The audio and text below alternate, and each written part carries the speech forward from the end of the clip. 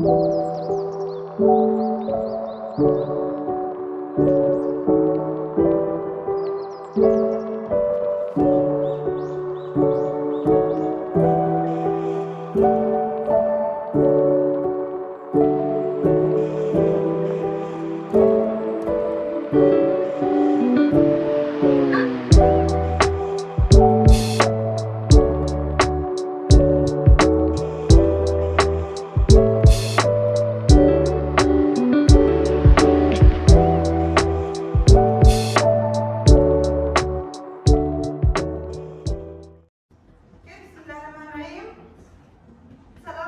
warahmatullahi wabarakatuh.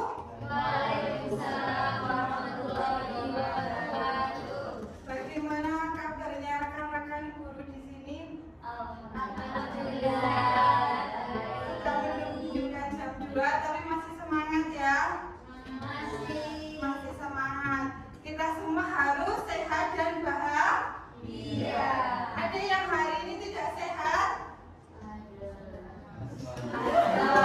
Yang tidak sehat apanya? Hatinya, jangan ya.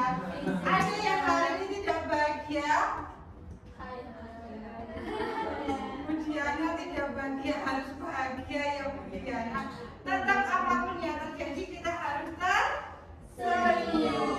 Karena kalau kita tidak sehat, tidak bahagia, kita tidak bisa menularkan virus disiplin positif ini untuk anak-anak kita, untuk rekan-rekan guru kita juga. Oke, sebelumnya saya mau ice breaking dulu ya. Tapi kalau ice breakingnya ini kan nanti saya juga malu ya. Oke, seperti biasa saja saya akan tepuk SMK. Kalau saya bilang SMK berarti jawabannya adalah bisa. Saya SMK lagi berarti hebat. Terus SMK bisa hebat.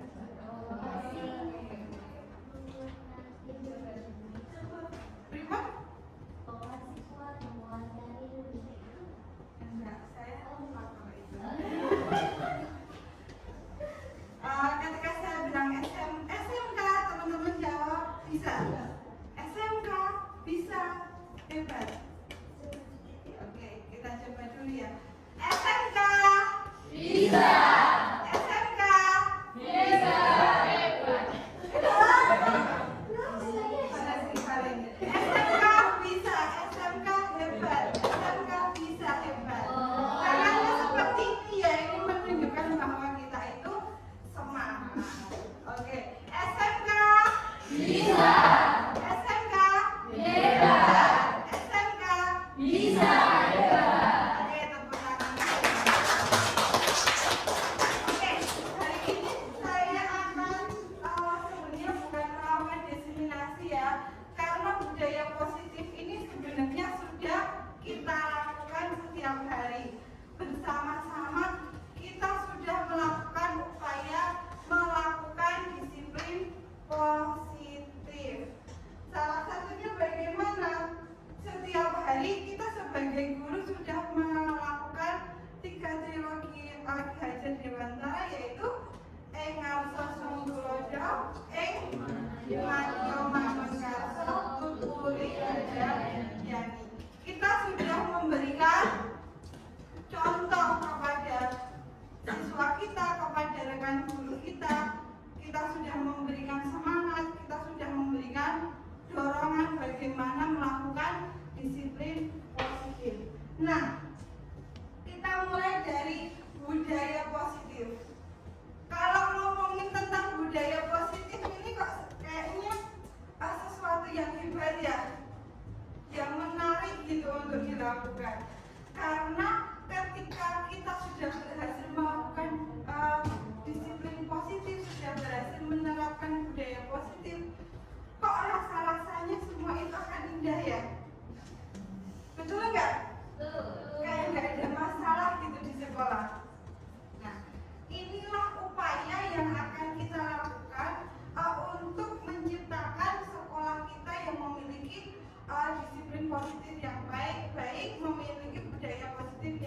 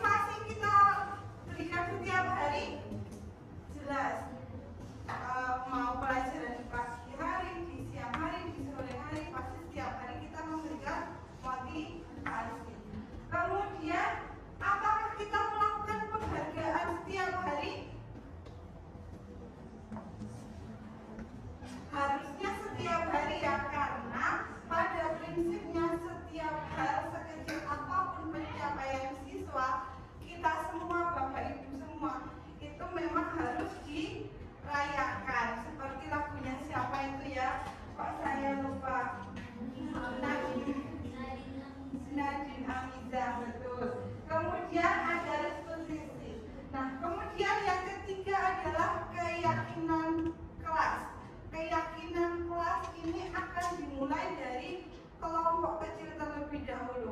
Tetapi kalau keyakinan kelas ini nanti sudah terbentuk akan menjadi keyakinan sekolah. Kalau sudah yakin itu kan berarti kita mau melakukan tanpa adanya paksaan, betul kata Mas Gon. Berarti di sini sudah ada kesadaran dalam diri seperti itu. Kemudian yang keempat adalah kebutuhan dasar manusia dan dunia berkualitas. Nah, kebutuhan dasar manusia ini berbeda-beda. Nanti akan kita bahas. Ada 5 kebutuhan dasar manusia. Kemudian ada restitusi 5 posisi kontrol. Kita itu sebagai guru, posisi kontrol yang terbaik itu di mana? Apakah kita masih di tahap 1, tahap kedua, tahap ketiga, keempat, atau ke yang lainnya? Nanti di sini kita bisa introspeksi. Selama ini kita menjadi guru, posisi kontrolnya kita di kelas, di sekolah itu ada di posisi nomor berapa? Kemudian yang kelima adalah restitusi, yaitu segitiga restitusi.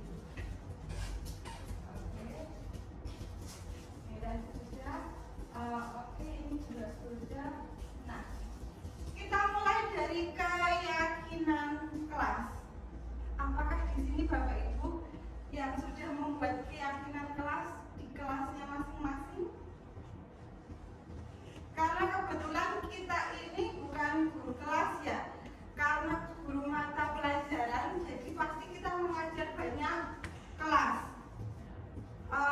Bu Nanda mengajar berapa kelas? 5 kelas. Bu Diana sama 5. Guru agama Islam 6 kelas. Banyak kelas yang kita ampu setiap harinya. Saya sendiri kebetulan ada 4 kelas. Nah, di setiap kelas itu kita harus membuat yang namanya keyakinan kelas. Nah, keyakinan kelas itu apa toh? Secara gampangnya, keyakinan kelas itu adalah kesepakatan yang dibuat di kelas itu sesuai dengan, kalau kesepakatan itu kan berarti ide dan gagasan muncul dari siapa? Dari bersama, dari siswa dan guru. Nah, keyakinan kelas sebagai contohnya misalnya yang pertama, saling menghargai. Saling menghargai itu kan luas ya, termasuk ketika guru yang ngomong, siswa yang mendengarkan. Ketika ada temannya yang berbicara di depan, entah itu presentasi, yang di belakang nanti mendengarkan dan bertanya. Nah, itu salah satu contoh keyakinan kelas.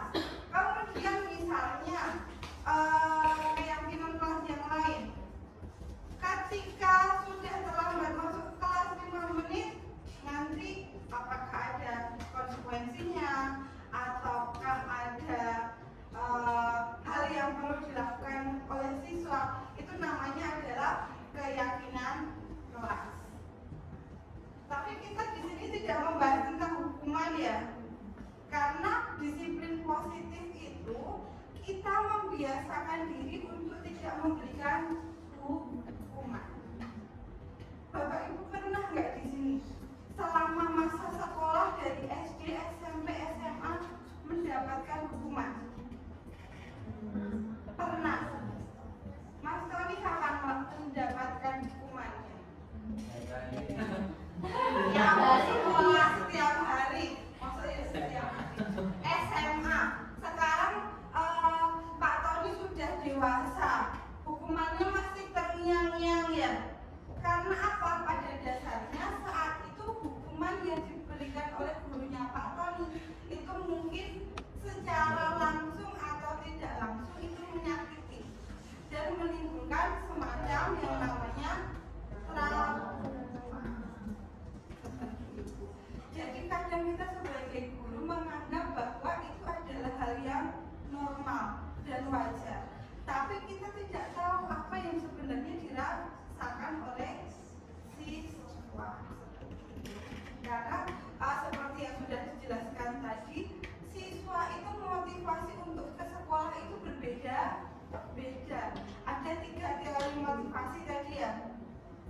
ada yang menghindari hukuman dan rasa tidak nyaman dan sebagainya lagi.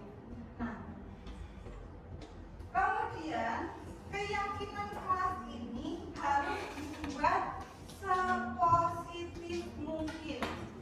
Bukan karena kita membahas disiplin positif, kata-katanya harus positif ya, tapi memang sesuatu yang positif itu akan memberikan dampak yang positif, dampak yang nyata, akan memberikan rasa senang kepada kita.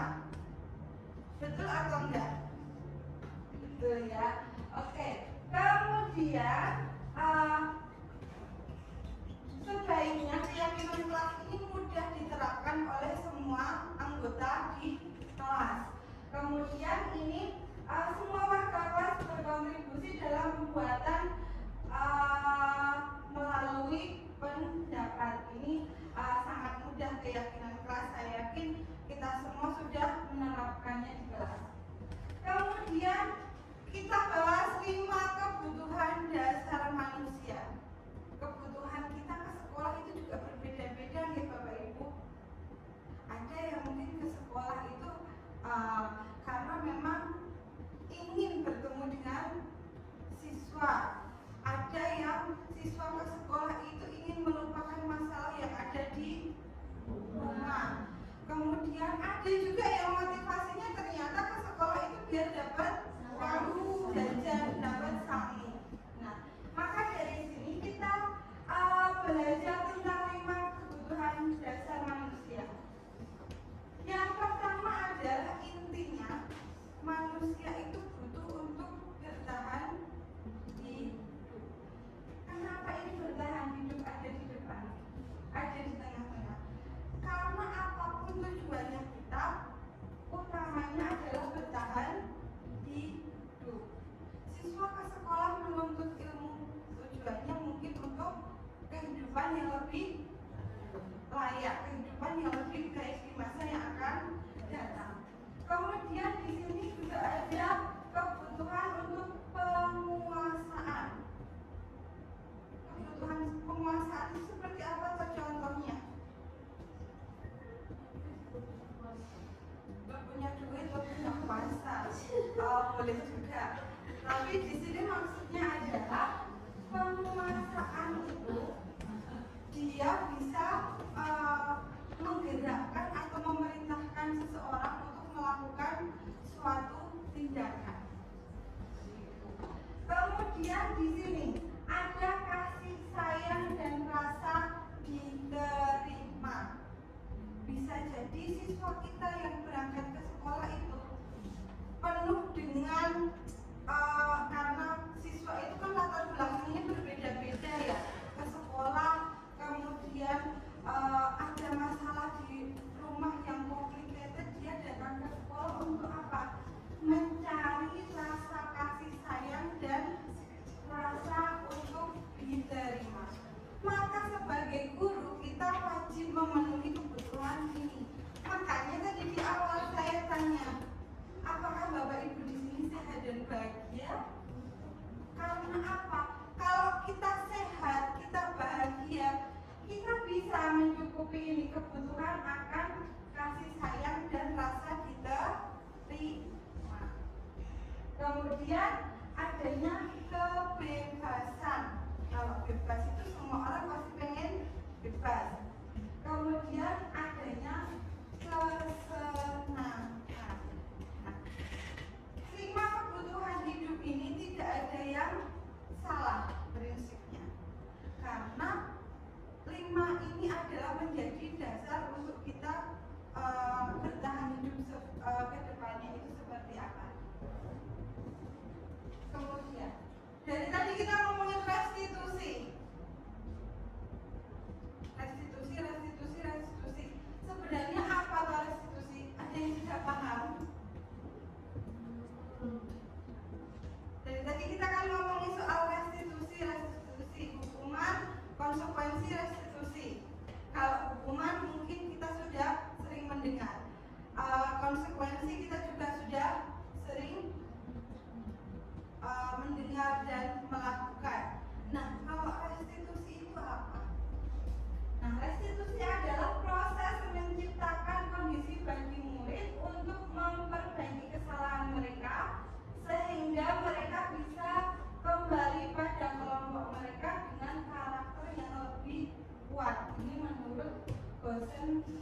di bukunya tahun 2004. Jadi tadi sempat ada pertanyaan bagaimana kita memberikan hukuman yang menyenangkan. Nah, caranya bagaimana? Dengan ini kita harus mencapai tahap restitusi.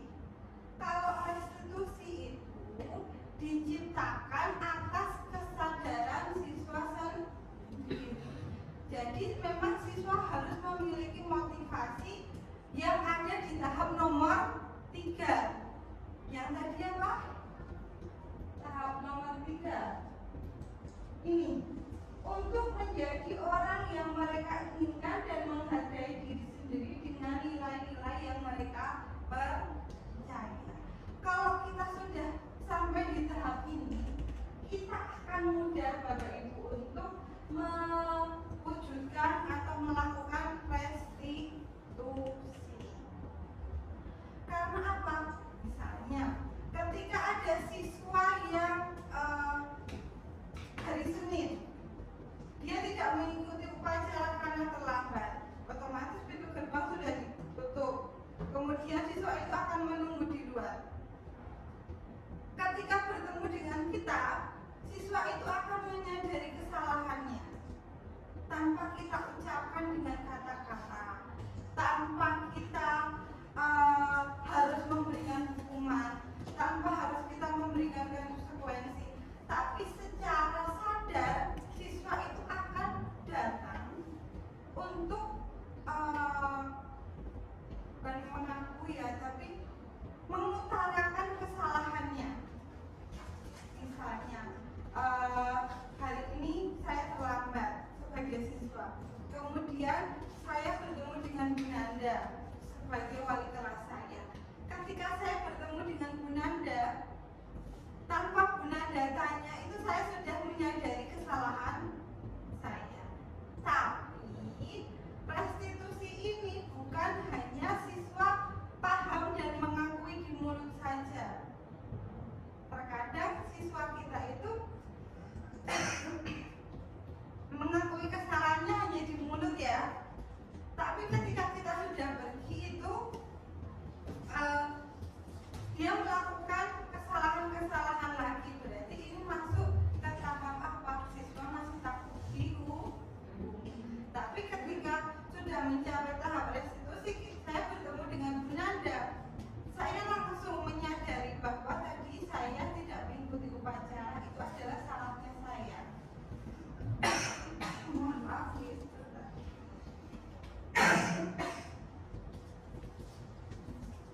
Ucapkan kesalahan saya, kemudian saya menyampaikan bagaimana cara saya untuk memperbaiki itu dan tidak akan mengulangi. Itu berarti sudah tak sampai pada tahap restitusi.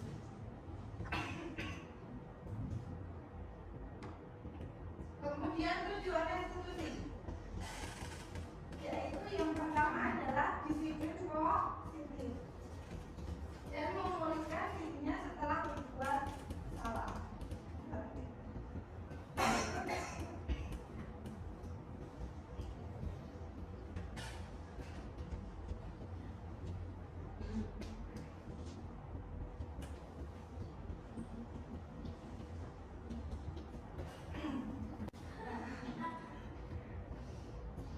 Nah, kemudian tujuannya adalah ini menjadi orang yang menghargai nilai-nilai kebijakan yang mereka percayai.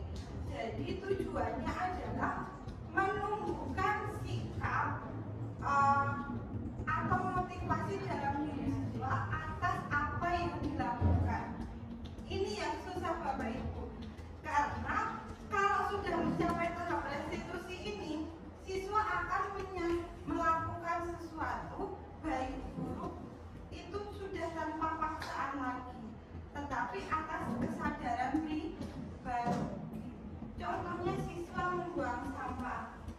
Ketika membuang sampah di tempat sudah disediakan 3 jenis sampah.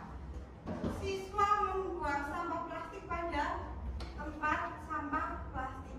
Ini berarti dia sudah melakukan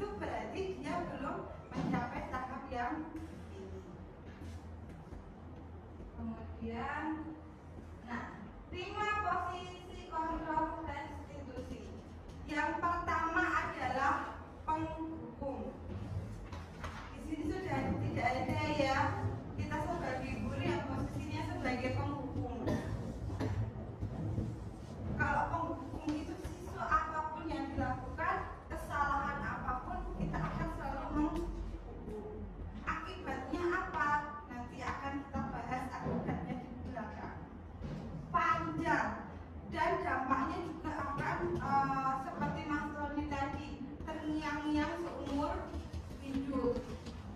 Kemudian membuat rasa bersalah. Ini juga ternyata adalah perilaku kontrol yang negatif.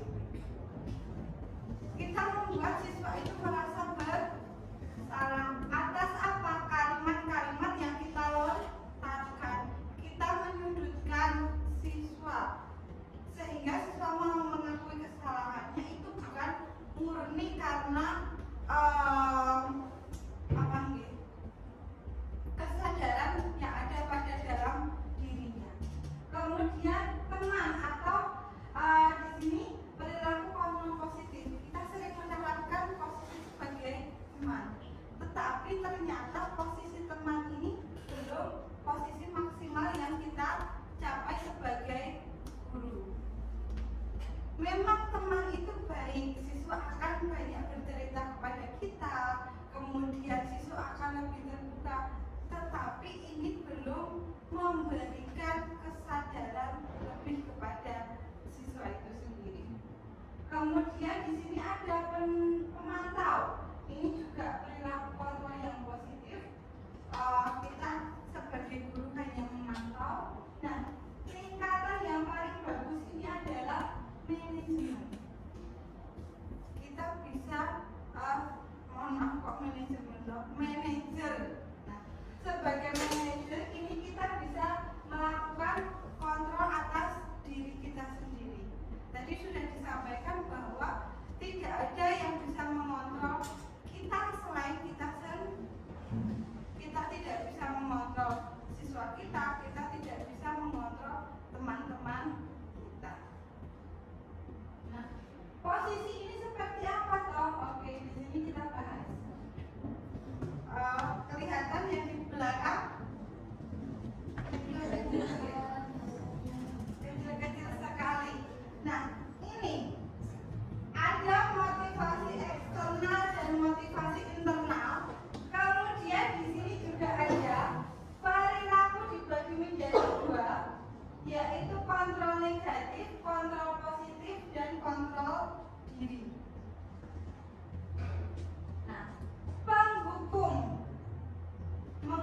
itu kan biasanya menimbulkan kata-kata yang bisa menyakitkan hati siswa.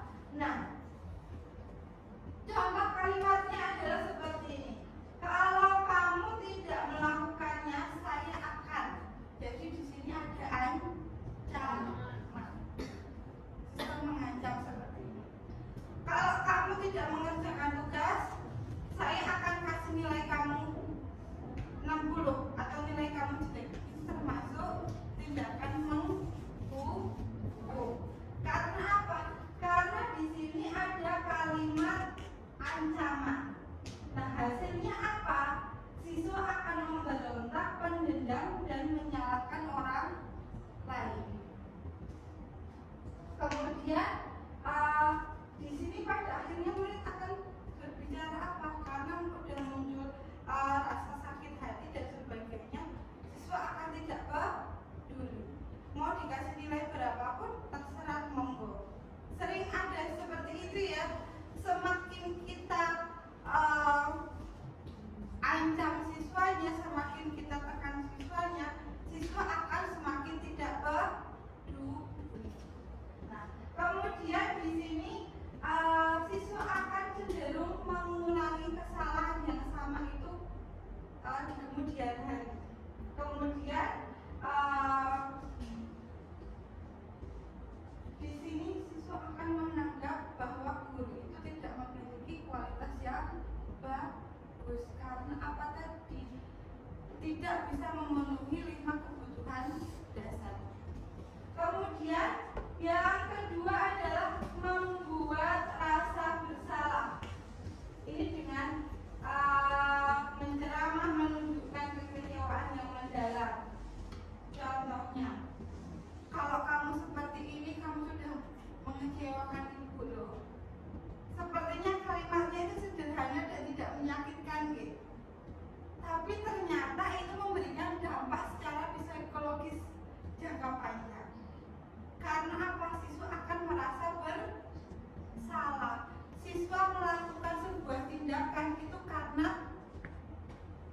dia takut membuat kita kecewa.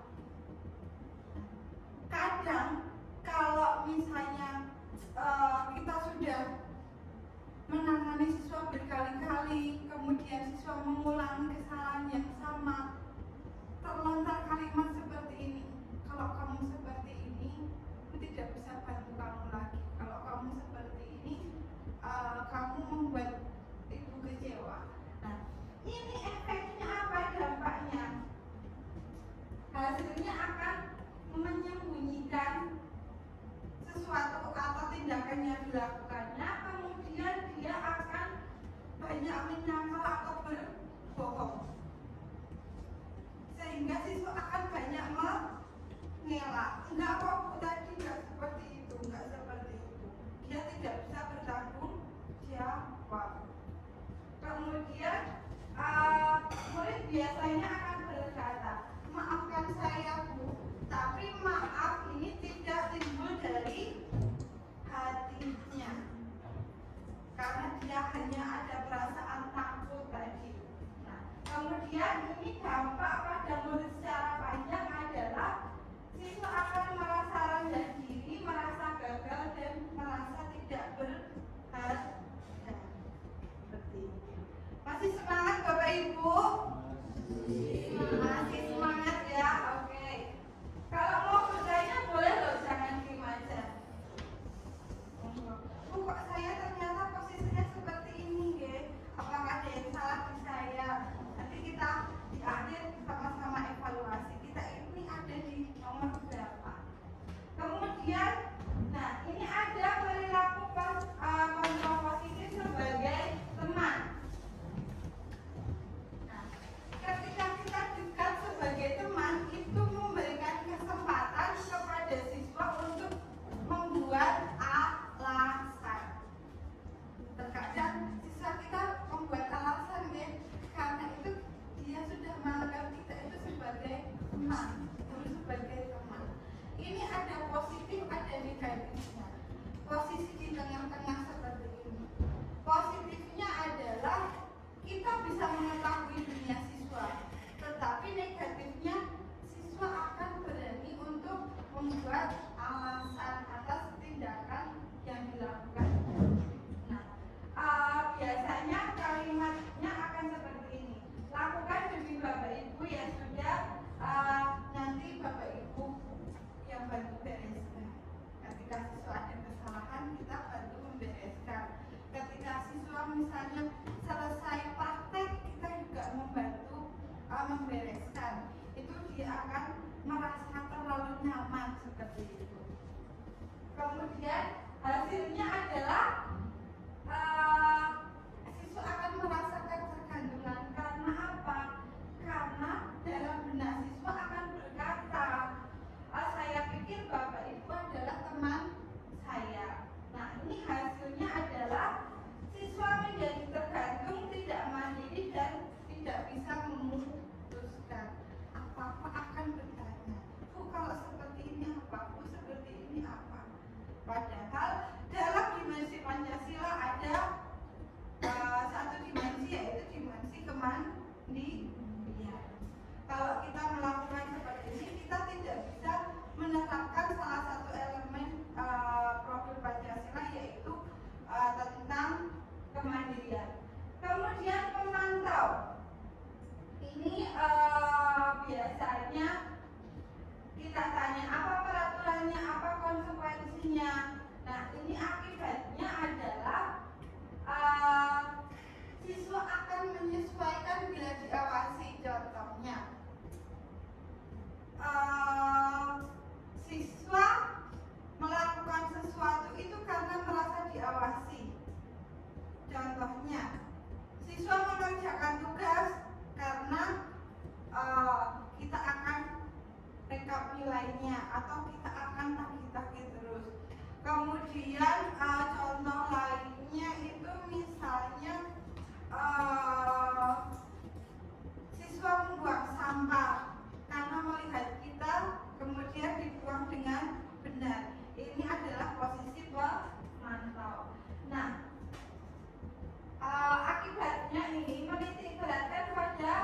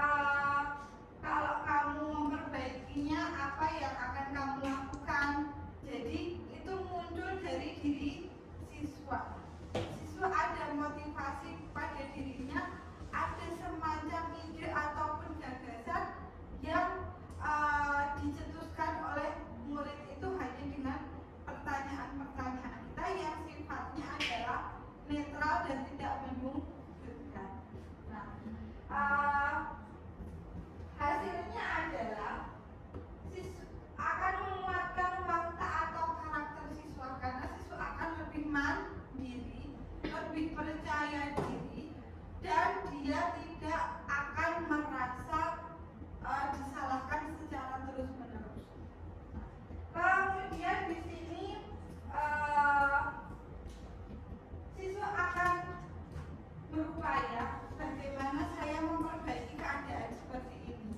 Apa yang harus saya lakukan di kemudian hari untuk tidak melakukan kesalahan yang sama. Kemudian ini dampak pada murid adalah mengevaluasi diri bagaimana menjadi diri yang lebih baik. Nah, dari 5 posisi kontrol ini, kira-kira yang paling baik yang mana? Betul, sebagai manajer. Tapi namanya kita sebagai manusia ya ada up and down perasaan kita sendiri.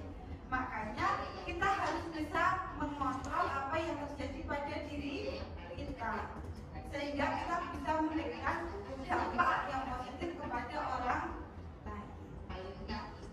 Kalau posisi, oke, kita lanjutkan. Tadi kita sudah sepakat ya bahwa posisi yang paling baik itu adalah posisi yang ke-5, manajer. Nah, kira-kira nggak usah disebutkan, kita saat ini ada di posisi berapa? Bapak Ibu akan menyadari sendiri nggih, posisi kita saat ini. Apakah di nomor 1, nomor 2, nomor 3, nomor 4, atau nomor 5?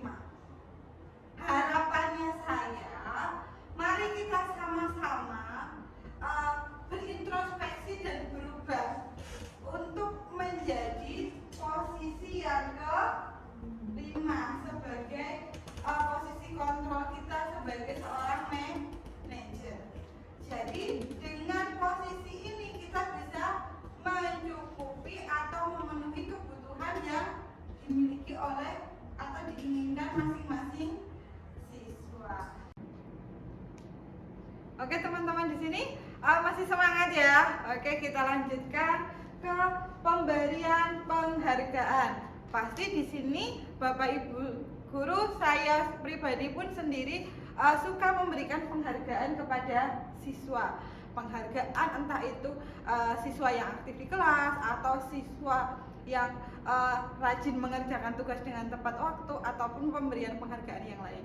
Nah, ternyata di sini setelah mempelajari modul budaya positif ini, saya menyadari bahwa penghargaan ternyata dapat memiliki dampak yang negatif bagi siswa, seperti dapat merusak hubungan dengan sesama siswa, kemudian mengurangi ketepatan, menurunkan kualitas dan mematikan kreativitas, serta penghargaan dapat bersifat menghukum. Nah, maksudnya bagaimana? Terkadang kita itu sebagai guru lupa bahwa ketika kita memberikan penghargaan kepada siswa yang berprestasi atau siswa yang aktif di kelas, siswanya biasanya itu saja. Nah, ini akan memberikan dampak yang buruk secara psikologis. Bisa jadi siswa yang kita berikan penghargaan itu menganggap bahwa dirinya itu lebih unggul daripada teman-temannya, sehingga ada perasaan bahwa dia menganggap bahwa dirinya itu superior seperti itu. Kemudian juga untuk teman-teman lain yang belum mendapat penghargaan, itu dia akan beranggapan bahwa Bapak Ibu guru akan memberikan penghargaan kepada siswa yang itu saja, sehingga anak itu akan cenderung untuk pasrah dan tidak melakukan inovasi, tidak berusaha untuk memperoleh ini. Meskipun terkadang pemberian penghargaan itu juga perlu untuk dilakukan seperti itu. Nah, pemberian penghargaan ini ternyata memiliki sisi negatif dan sisi positif. Nah, tentunya positifnya itu ada, tetapi dampak negatifnya itu secara jangka panjang seperti itu. Nah, mungkin sampai di sini ada yang mau bertanya Bapak Ibu? Pasti tidak ada pertanyaan ya. Nah, kalau tidak ada, kita lanjutkan. Di sini saya akan memberikan sebuah contoh kasus. Nah, ini lumayan panjang ya, tapi pada intinya ada seorang siswa namanya adalah Sabrina. Hari ini Sabrina itu bangun terlambat. Kemudian dia buru-buru untuk sampai di sekolah. Dia pun akhirnya sampai di gerbang sekolah. Tetapi baru menyadari kalau ternyata sepatu yang digunakan itu tidak berwarna hitam. Padahal peraturan di sekolah untuk hari itu Sabrina harus menggunakan sepatu yang berwarna hitam. Kemudian di depan pintu kelas, Bapak Lukman memperhatikan sepatu Sabrina yang berwarna coklat. Sabrina berusaha menjelaskan bahwa dia terburu-buru untuk berangkat ke sekolah sehingga dia salah mengenakan sepatu. Nah, tapi di sini Pak Lukman menanyakan kepada Sabrina apakah ada peraturan sekolah tentang seragam warna sepatu. Kemudian Sabrina menjawab sudah mengetahui hal tersebut. Kemudian dia terburu-buru. Nah, selain itu rumah Sabrina ini jaraknya dari sekolah lumayan jauh sehingga tidak memungkinkan untuk Sabrina kembali ke rumah untuk berganti sepatu. Nah, kemudian di sini Pak Lukman tetap bersikeras kepada peraturan yang berlaku dan mengatakan bahwa ya sudah di sini. Ya sudah, kamu sudah melanggar peraturan sekolah. Berarti di sini digarisbawahi bahwa Sabrina ini adalah seorang siswa yang hari itu dia melanggar peraturan sekolah. Kemudian Pak Lukman mengatakan bahwa kamu salah, Sabrina ini salah. Kemudian sudah terlambat sepatunya, salah pula warnanya. Segera buka sepatumu, kalau tidak bisa menggunakan sepatu warna yang sesuai peraturan.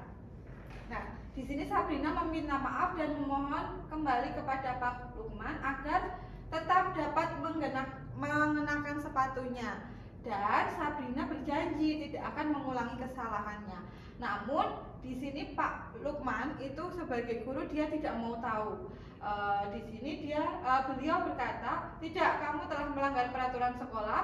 Kalau tidak sanggup mengambil sepatu di rumah atau diantarkan ke sekolah, ya sudah, kamu tidak bersepatu saja seharian di sekolah. Sekarang copot sepatumu dan silahkan belajar tanpa sepatu seharian. Nah, di sini Sabrina dengan berat hati mencopot sepatunya dan memberikan kepada Pak Lukman. Seharian Sabrina ini tidak berani keliling kelas ataupun keluar dari sekolah, keluar dari kelas maksudnya, karena di sini dia lebih banyak berdiam diri di kelas tanpa alas sepatu. Jadi di sini ini Sabrina memang menyadari kesalahannya. Kemudian Pak Lukman memberikan hukuman dan menyita sepatu Sabrina. Akhirnya Sabrina di kelas itu seharian tidak mengenakan sepatu dan akhirnya anaknya hanya berdiam diri di kelas karena malu seperti itu. Nah, oke, dari contoh kasus tadi kita tadi sudah belajar 5 posisi kontrol seorang guru. Nah, kira-kira Pak Lukman ini posisi kontrolnya sebagai apa? Betul, bisa jadi sebagai pembuat rasa bersalah. Kemudian apa lagi? Penghukum. Betul, sebagai penghukum juga. Kemudian ada satu lagi nggak kira-kira posisinya Pak Lukman ini? Pemantau. Sebagai pemantau. Nah, dari kelima posisi itu, kenapa Pak Lukman ini disebut sebagai penghukum? Karena di sini dia menghukum Sabrina, mengambil sepatu Sabrina dan menyita selama seharian. Itu bentuk sebagai hukumannya dari Pak Lukman untuk Sabrina. Kemudian di sini juga Pak Lukman membuat Sabrina merasa bersalah dengan kata-kata yang diucapkan. Kemudian di sini Pak Lukman juga bertindak sebagai pemantau. Nah, tapi dalam kasus ini Pak Lukman tidak bertindak sebagai teman atau sebagai manajer. Nah, kemudian apabila Pak Lukman mengambil posisi seorang manajer, apa yang harus dikatakannya? Pertanyaan-pertanyaan seperti apakah yang akan diajukan kepada Sabrina kira-kira? Ingat, manajer adalah posisi yang paling tinggi, paling bagus, paling sempurna. Nah, seandainya Pak Lukman ini bertindak sebagai seorang manajer, menempatkan dirinya pada posisi manajer, apa yang diucapkan Pak Lukman? Mengapa kamu terlambat? Nah, ditanya dulu, mengapa kamu terlambat? Kemudian ditanya alasannya si Sabrina ini dia mengenakan sepatu berwarna coklat, bukan sepatu berwarna hitam sesuai dengan peraturan sekolah hari itu. Nah, kemudian di sini sebagai seorang manajer, Pak Lukman akan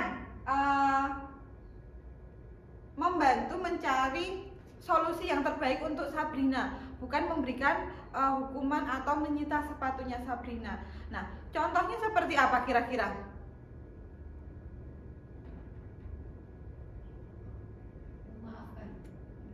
Memaafkan, bisa jadi memaafkan. Ingat ya Bapak Ibu di sini dan teman-teman semua, ketika kita memberikan hukuman kepada siswa itu akan terkenang selama mungkin sepanjang hayatnya dia. Kadang kita diberikan hukuman waktu SD aja masih ingat sampai sekarang. Nah seperti itu. Nah kalau menurut saya ini Pak Lukman sebagai seorang manajer di sini dia harus menanyakan dulu alasan Sabrina terlambat, kemudian dia juga harus menanyakan mengapa Sabrina ini, jangan langsung tiba-tiba memberikan pernyataan bahwa Sabrina itu salah. Kita dengarkan dulu alasan siswa. Nah dari sini kita akan mendorong dan memunculkan motivasi secara intrinsik dari dalam diri siswa untuk tidak mengulangi kesalahan yang sama. Kita buat bahwa Sabrina yang awalnya kesiangan ini, dia menyadari bahwa tindakannya ini salah, sehingga dia tidak akan kesiangan dan tidak akan buru-buru ke sekolah, sehingga dia juga tidak mengenakan sepatu yang salah seperti itu. Nah, kemudian kira-kira bila Anda adalah kepala sekolah di sekolah tersebut, kira-kira apa yang Anda lakukan untuk Pak Lukman ataupun untuk Sabrina? Kira-kira apa?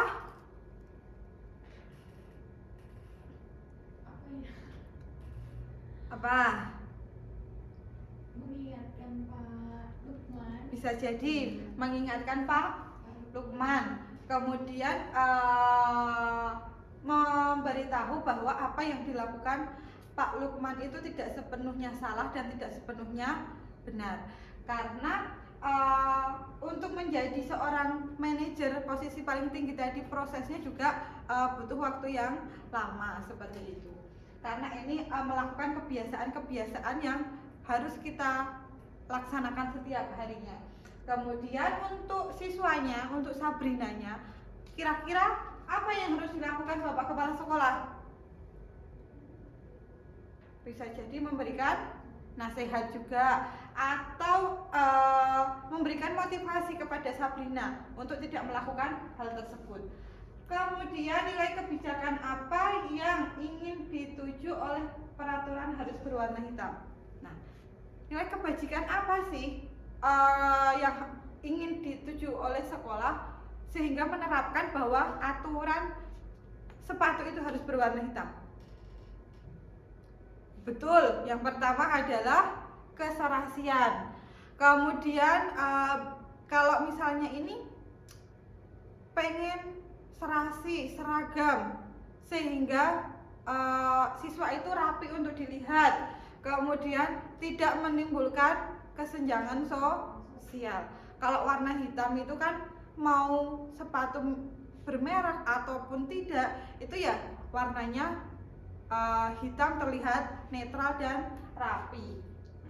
Sehingga di sini tidak memunculkan kesenjangan antara siswa dari kalangan atas ataupun dari kalangan bawah, sehingga siswa lebih merasa nyaman untuk ke sekolah untuk belajar seperti itu. Kemudian bagaimana Anda menyikapi langkah yang diambil Pak Lukman mengenai kasus tersebut? Kira-kira Bapak Ibu di sini mau jadi Pak Lukman nggak? Enggak sih Bu, meskipun kadang kita nggak sadar ya seperti Pak Lukman. Betul, terkadang kita tidak sadar kita berperan sebagai Pak Lukman. Nah, dari sini setelah kita belajar tentang kasus ini nih, ya semoga kedepannya saya, Bapak Ibu semua dan rekan-rekan di sini tidak berperilaku seperti Pak Lukman. Mari kita berusaha untuk berupaya menuntun siswa sesuai dengan kebutuhannya agar mereka mencapai kebahagiaan dan kesuksesan, agar siswa itu juga nyaman di sekolah. Jadi jangan sampai nih siswa kita itu ke sekolah merasa terbebani, kemudian takut untuk dihukum. Kita berupaya sebagai guru, siswa itu benar-benar ke sekolah itu dari hatinya, kemudian hadir secara jiwa raga. Jadi sepenuhnya itu siswa siap untuk belajar di sekolah seperti itu. Nah, ini yang menjadi PR kita bersama-sama ya, Bapak Ibu di sini.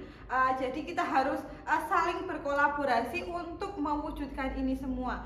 Karena ketika hanya Bapak Ibu atau hanya saya yang mewujudkan disiplin positif ini, kira-kira akan berhasil tidak? Betul, tidak akan berhasil. Maka di sini saya dan rekan-rekan dan teman-teman membutuhkan kolaborasi secara nyata, kolaborasi secara bersama-sama untuk mewujudkan disiplin positif ini agar tercipta, agar berjalan, agar terjadi secara konsisten di SMK Negeri 1 Tempel ini. Seperti itu. Kira-kira siap nggih Bapak Ibu? Betul, siap. Nah, siap tidak siap kita harus siap. Nah, apakah ada pertanyaan dari Bapak Ibu? Mau silahkan. Apakah ada pertanyaan? Tidak ada? Belum ada. Oke. Sebenarnya di sini ada contoh kasus ya, tapi nanti kita bahas bersama-sama. Nah, di sini saya akan sampaikan sedikit lagi tentang segitiga restitusi. Nah, yang pertama adalah menstabilkan identitas, kemudian menanyakan keyakinan, baru validasi kebutuhan. Dengan cara apa? Kita mengucapkan kepada siswa bahwa setiap orang itu pasti melakukan kesalahan. Tapi kesalahan itu tidak untuk dilakukan secara berulang-ulang. Dijadikan sebagai bahan pembelajaran untuk kita tidak melakukan hal yang sama. Kemudian kita tanyakan keyakinannya siswa. Kamu akan menjadi siswa yang seperti apa? Kalau siswa sudah punya keinginan akan menjadi siswa yang seperti apa, siswa akan berupaya melakukan atau mewujudkan keinginan tersebut. Kemudian validasi kebutuhan. Tentunya di sini kita tanyakan alasan mengapa dia melakukan hal tersebut. Misalnya siswa bolos, alasannya kenapa siswa itu mau bolos.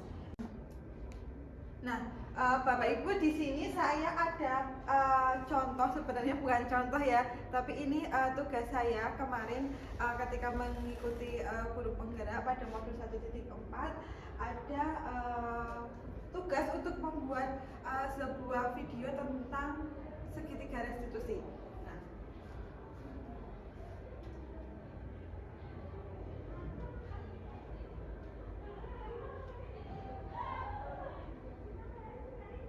sebenarnya ini sepertinya jaringannya juga ya, jadi tidak bisa. Nah,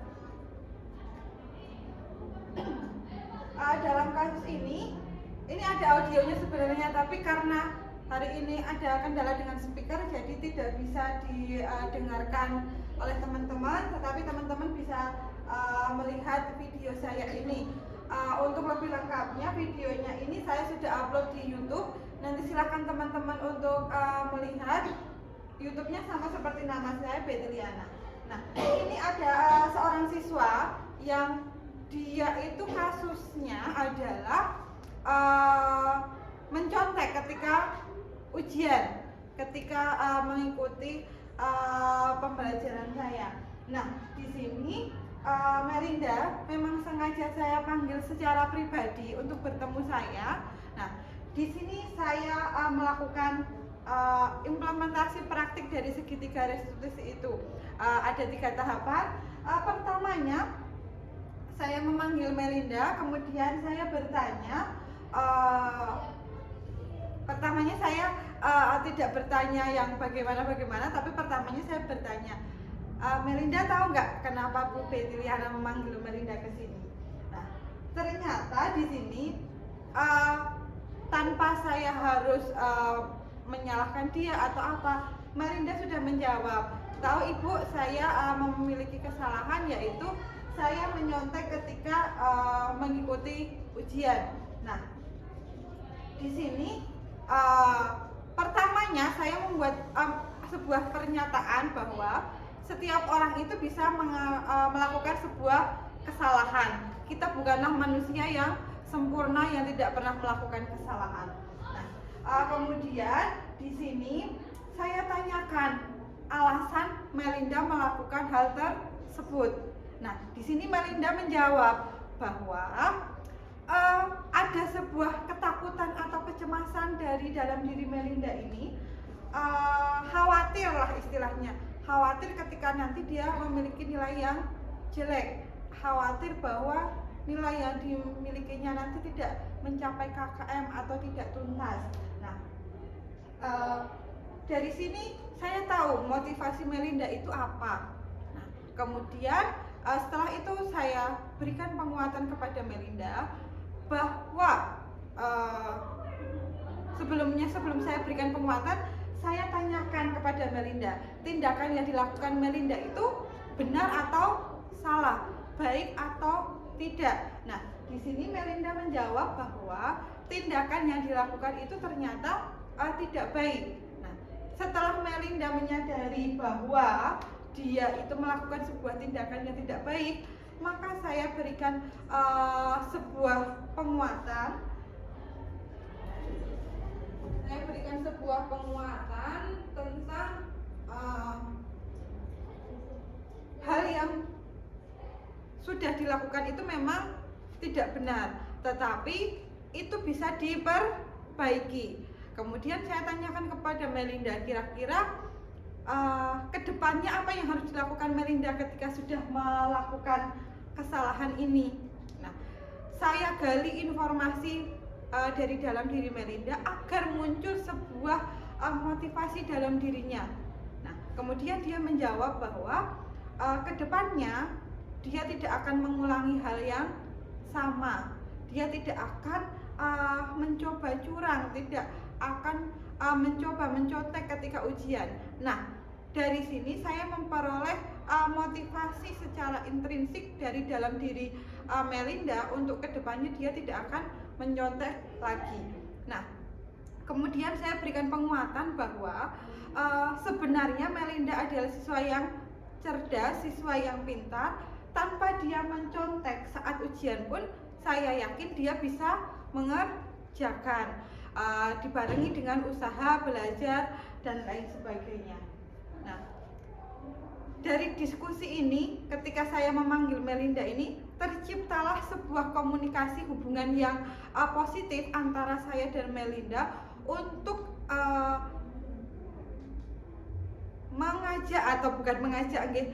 mengembalikan Melinda ini melaksanakan kebajikan-kebajikan yang telah diyakini sebelumnya.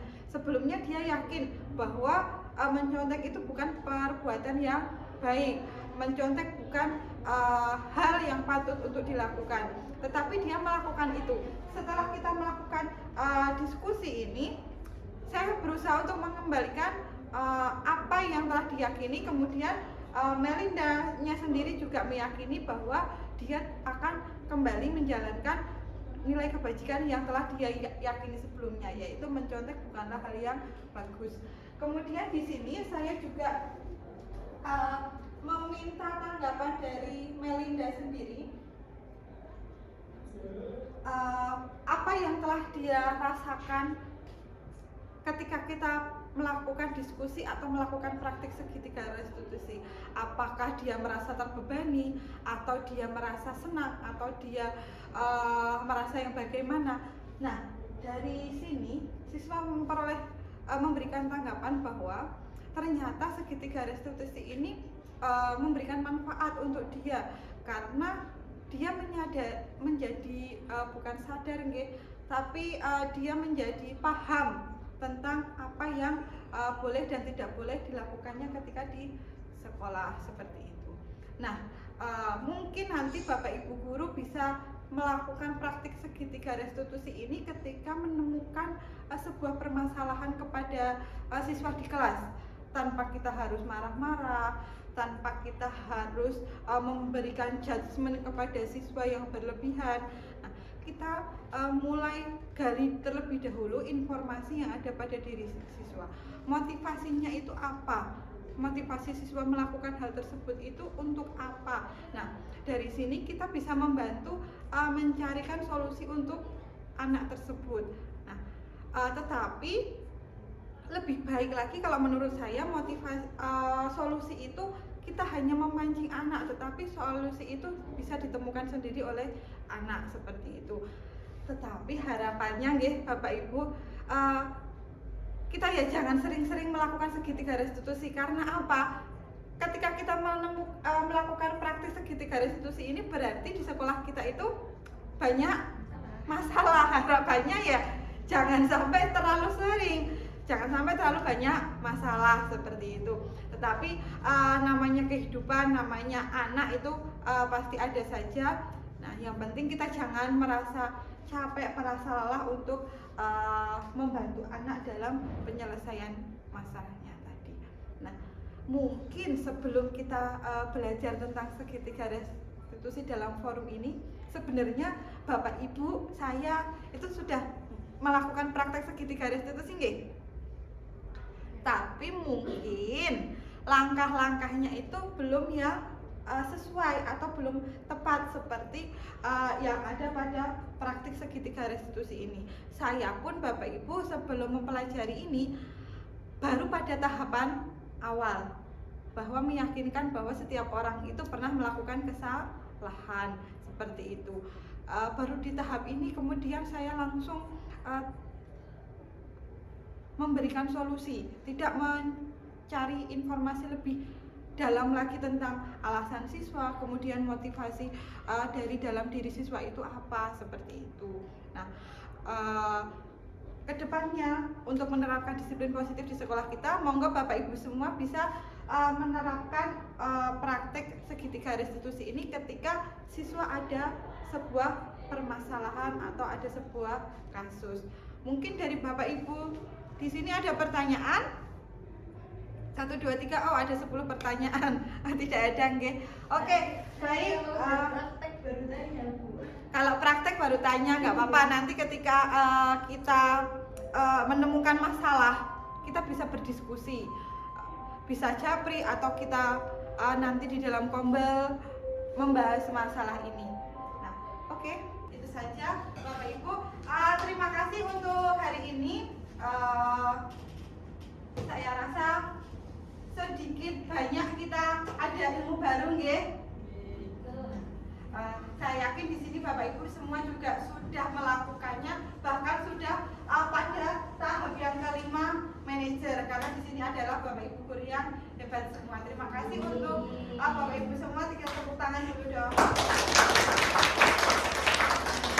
Kenapa kalau tepuk tangan nggak harus seperti ini? Kita kalau tepuk tangan dulu sekarang harus berputar seperti ini ya.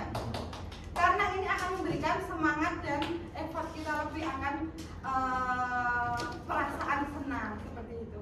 Yuk kita ulangi Bapak Ibu, tepuk tangan untuk kita semua. Terima kasih atas kehadiran teman-teman hari ini. Apabila ada pertanyaan mungkin kita bisa lanjutkan ke sesi diskusi yang lain. Cukup sekian dari saya. Apabila ada kurang lebihnya saya mohon maaf. Assalamualaikum warahmatullahi wabarakatuh. Waalaikumsalam.